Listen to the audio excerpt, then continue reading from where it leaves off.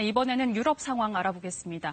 이탈리아에서 하루 사이 600명이 넘는 추가 사망자가 나왔고 프랑스에 정박한 크루즈선에서는 또다시 집단 감염이 발생했는데요. 베를린 연결해 자세한 상황 알아보겠습니다. 네, 유광석 특파원, 이탈리아에서 하루에 600명 이상의 사망자라면 하루 기준 신규 사망자 규모로는 가장 큰 것 아닌가요?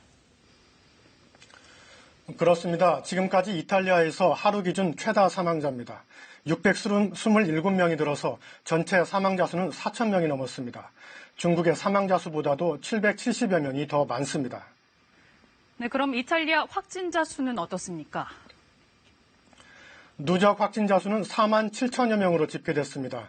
전날보다 6천 명 가까이 증가했습니다. 역시 하루 기준 최대 증가폭입니다. 이틀 연속 5천 명 이상 증가했습니다.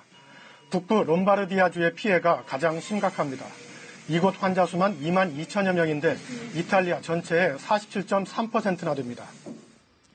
네, 이제는 남부 지역으로도 확산되고 있다는데 상황이 어떤가요? 이제까지 북부에 비해 상대적으로 피해가 적었던 남부 지역으로도 바이러스가 빠르게 번지고 있습니다.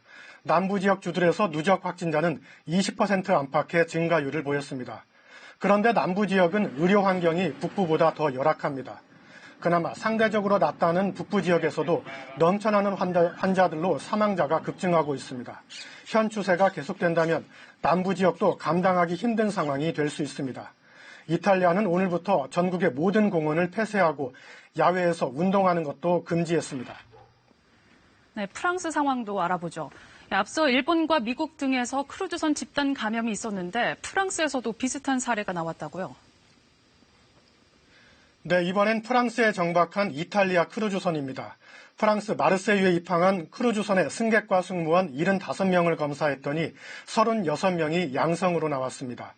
이 배에는 1,400여 명이 타고 있었는데 639명은 마르세유항에서 내렸습니다. 이후 미국인과 캐나다인 승객들은 미국 애틀란타행 비행기에 탑승했고 프랑스인들은 버스로 귀가했습니다.